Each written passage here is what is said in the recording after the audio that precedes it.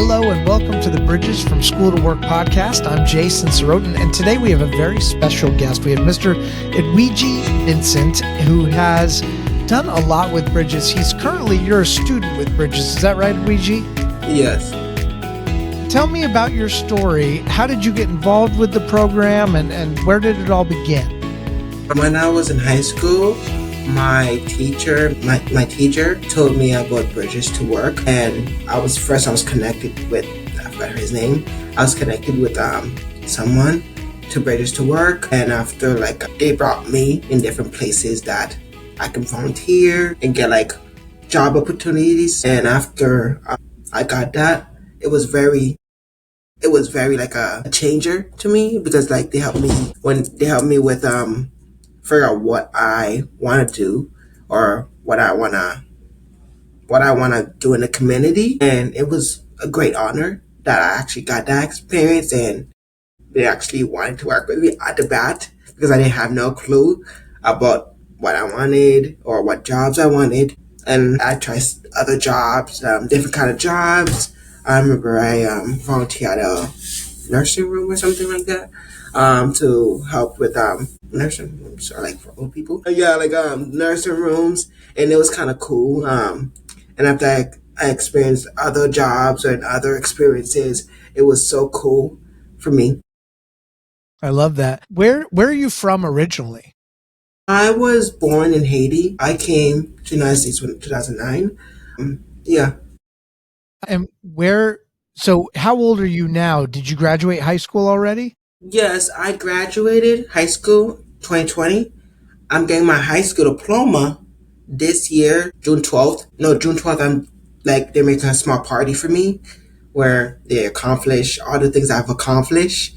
And I'm excited. I'm getting my high school diploma, because I always wonder how a high school or how a diploma look like.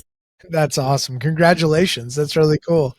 So I hear that you're doing a lot of things within Bridges to help folks with disabilities and immigrants with disabilities. I think now is a very important time to be talking about all things that help immigrants. What's the work you do with your apprenticeship at Massachusetts Advocacy for Children that you got while you were working with Bridges? Yeah, some of the things I've got from Bridges that I use in my job, if that's what you're trying to ask, advocating is the big one. I remember when Bridges came to me, I was so nervous. And also time management is a big key that I'm happy that Bridges helped me. And also advocating for people was what I was made for. Is this your job currently? Yes. My job title is Young Adult Leadership Fellow. Right now, it's a one year program where I work with lawyers, DAs, or I think they're DAs, I don't know what they call them. I work with lawyers, and I work with I work with the government, Massachusetts governor. I think that's what that's called. I work with the Massachusetts government to help create bills to advocate for people, or bills to protect people who's more likely to get attacked by the former president or whatever. I help advocate for them, and what my roles are is advocating, go to the state house with my boss and the big boss. I've got what her title was. So help my supervisor with job trainings and education and bullying trainings, and helping my teammates to find solutions for these in this society. Why is it important for you to advocate for people with disabilities? For me, the reason why I advocate is something that someone told me: if you don't advocate, nothing will change. If you don't say your truth, nothing that I want to be changed. Yeah, I can say someone else can do it. Most likely it's going to take a while before that person do it. I feel like advocating is my way of saying this is not bad, this is not cool, let's try to find another way to fix it. Do you think you have to be brave to be somebody who advocates? No, I feel like if you don't have to be like, yes, you can be brave. Like the smallest things you can advocate for.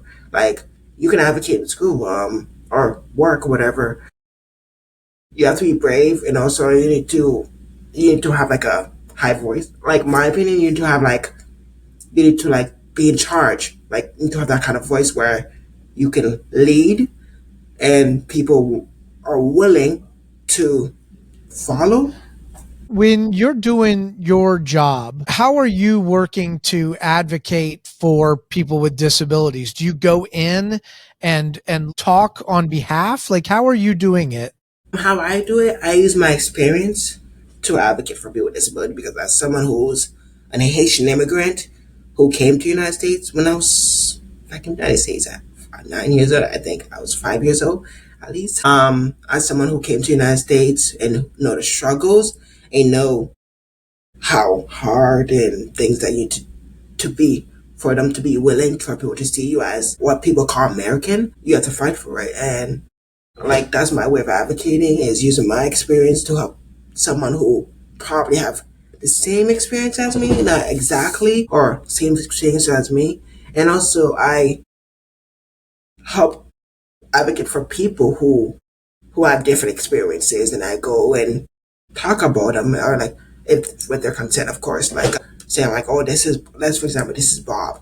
He experienced a lot of racism or a lot of bullying or a lot of discrimination. I advocate with them, or like that's how I do it, and I use my voice and their voice to make it feel beautiful, look beautiful. I mean, You said early on, you said something about that people need to have a voice and speak up, right? yeah. What kind of advice would you give to students who are not currently advocating for themselves, whether it be telling a teacher that they need a different kind of learning style, or if just speaking up for their rights? What advice do you give?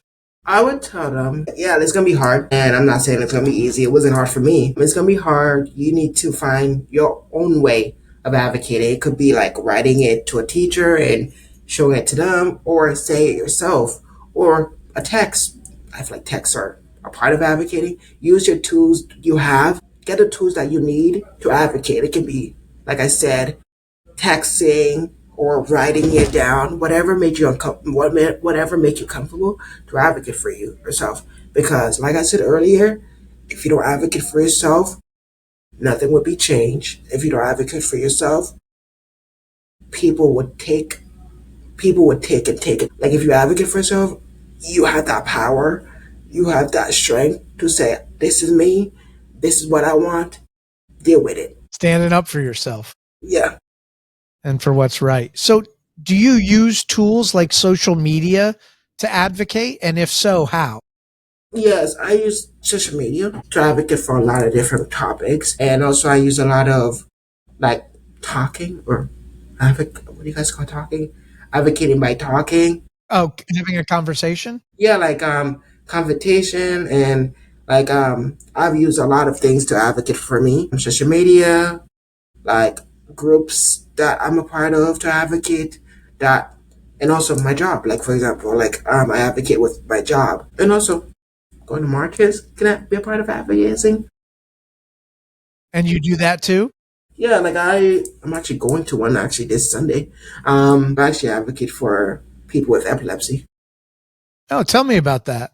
I am someone who have epilepsy, and that's epilepsy is like a seizure, like that cause something a part of the brain for you to not black out. That cause you with, I don't know how doctors say it, that cause you for your body to shake without you knowing, or without you knowing. Like it's like something that cause you to have epilepsy, and what I'm doing on this Saturday, Sunday, June 1st, is Saturday or Sunday? I forgot. Yeah, I'm on June 1st, to talk about it, for people to know about. We need to train people, like schools, whoever work with kids or whoever work with adults with epilepsy, mostly for kids, in schools, to be trained, to be very trained to know how epilepsy look like and how to help someone with epilepsy. That's very cool. I'm curious, you talked about the importance of helping immigrants because you've known the struggle. What are some things that immigrants can do who are new to the country, who are trying to, who have disabilities, who are trying to, what's the first step to assimilating? The first step of like anyone who immigrate here, come to the US, remember your rights. Know your rights because I'm not saying everyone is bad. We know in society we have good and bad people. Know your rights. Know what your no matter your what's that called? Your standards, Immigration status? your immigration status, you have the right to education. You have the rights for a lot of things that I can't remember them right now. Like you have the rights to education. I think those are only two. You have the rights to ask for help, or you have the rights for a job or whatever. Know that. Find places that does that and know that. Don't let people tell you that, oh, you're immigrant, your kids are not able to go to school, or you're not, or you or your kids are not able to go to school. That's a lie. Like I actually did training with that actually in my job where like a lot of immigrants said that. Know your rights. Know that you and your kids have the rights to education. Know your rights that no one can't say that no one is able to ask you like your immigration status. That's number one. Jobs, I don't think can ask you. School, I'm not able to ask you to ask you for that. You've learned a lot, it seems, over your time advocating. What are some ways that people can follow you on social? Do you have social handles where people can join your advocacy and help support you? Yeah, I use Instagram to advocate and also like postings what I think is like going on. Ewidji dash 20. 2020. Got it. That's the Instagram handle. Great. Yeah. Well, make sure to put your Instagram handle at the bottom. Make sure people go out and follow Ewidji. And also they can also follow oh sorry. Yeah, they can also follow my job. Also like I'm everywhere.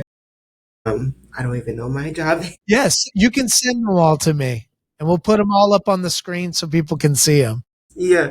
Like they can follow me there and also they can follow me. I'm always on the State House. If anyone live in Massachusetts, they want to know about me more, they can actually go to the State House and they'll see me. Well, maybe what we can do is come out and film you at your job someday. That would be pretty cool. You think Yeah. that we could get permission to do that? Yeah, my boss would be cool with it. You have to. Yeah, we'll figure out a time to do that. That'd be really cool. We can send a camera guy down to film you going into the State House. Would be awesome. I'm in New Hampshire, so I'm rather close to you. I went to school in Boston. I went to Emerson. Emerson? Actually, that's actually where I'm going to my every year my PYD. I'm a planner. Nice. Actually does like a overnight trip overnight not overnight, like 3 overnight trips to go there and It's I awesome. actually live in that In the campus. dorm? Yeah, dorm. Yeah, the dorms are awesome over on Tremont Street.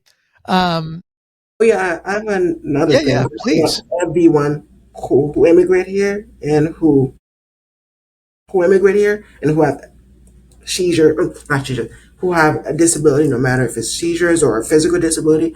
I want all of you guys to know. Number one, coming to US is hard. Like I don't know why people think coming to US is gonna be easy. It's not because I experienced it myself. Number two, know that we have people who actually want to help you. Like people here really want to help you, and we have some good people here who see so much potential in immigrants, like who want you to be successful, and who want you to not root a war, like who want you to do great for yourself. And also, we're gonna have people who want to see the opposite. It's just what you have to keep looking and keep hoping that you find the right person, and it's gonna be hard. It was hard for me, and it's gonna be. I'm not saying it's gonna be hard for you also. At the same time, let's be realistic. I love that. Yeah, and I think a message to everybody there is for all the immigrants out there. There are a lot of programs and people who love and care about your well-being and want to see you be successful. And Bridges is an amazing organization who is helping people of all kinds from all places in some of the largest cities in America. Ewidji is at the Boston office, which is just an incredible group. And I want to encourage everybody, immigrants and non-immigrants who are between the ages of 17 and was it 24? 24. 23. 24. 17 and 24. Go to the Bridges from School to Work website at bridgestowork.org. And there you can click the Get Started button. And that's going to start your journey so that you can get on a path. And like Ewidji said earlier, and this is something I wanted to end with, is you mentioned that there was kind of an aha moment or a life-changing moment that happened at Bridges that kind of changed the trajectory of your life. Yes. What was that? What was the moment? I feel like for me, it was actually having a great staff. And I don't know their name because it was like a long time ago.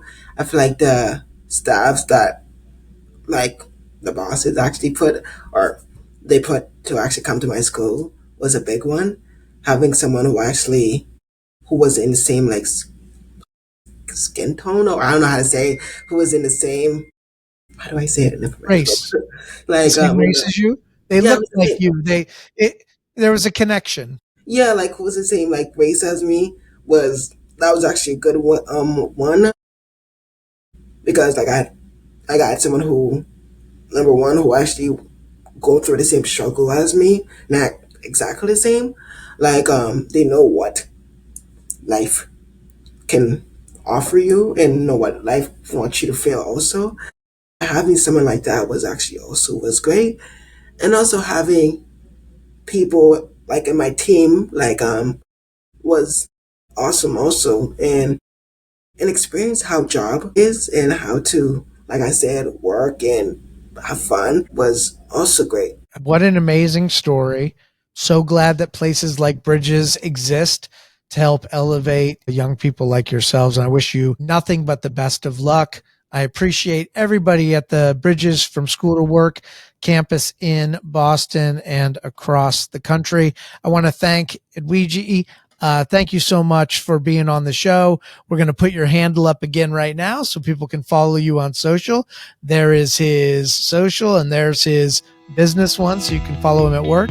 We're going to do a follow-up with Ewidji in the next couple months so that we can see him at work and see his progress. Ewidji, thank you so much for your time today. I really appreciate you. Thank you also.